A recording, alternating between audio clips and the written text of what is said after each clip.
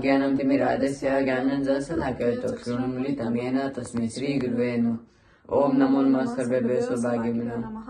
मम नाम दृष्टि गौतम र मम नाम दृष्टि गौतम। आज हामी बाल संस्कारको बारेमा सानो चर्चा गर्न जाँदैछौँ।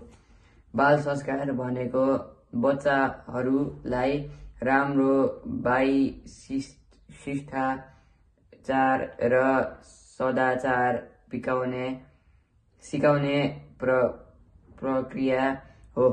यसले हामीलाई सानैदेखि साँचो बोल्ने, ठूलो आदर गर्ने र सधैँ राम्रो काम गर्ने प्रेरित गर्छ।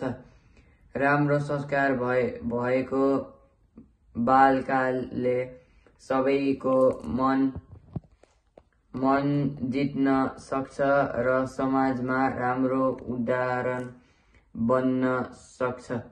त्यसलाई हामी सबैले हरेक दिन राम्रो व्यवहार गर्ने र आमा बुवा तथा शिक्षकको कुरा सुन्ने अनि सुन्नुपर्छ।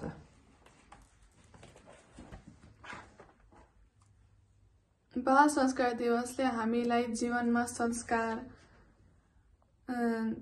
नैतिकता र जिम्मेवारीको महत्त्व सम्झाउँछ। राम्रो संस्कारले मानिसको सोच, बोलाइ र व्यवहारलाई सुधार गर्छ, जसले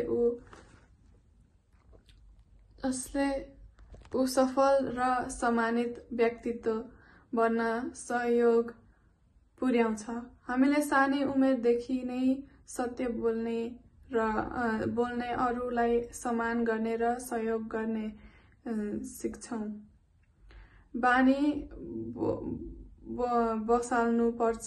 यसैगरी बाल संस्कार दिवसले हामीलाई राम्रो मानिस बन्न र समाजमा सकारात्मक योगदान दिन प्रेरित गर्छ।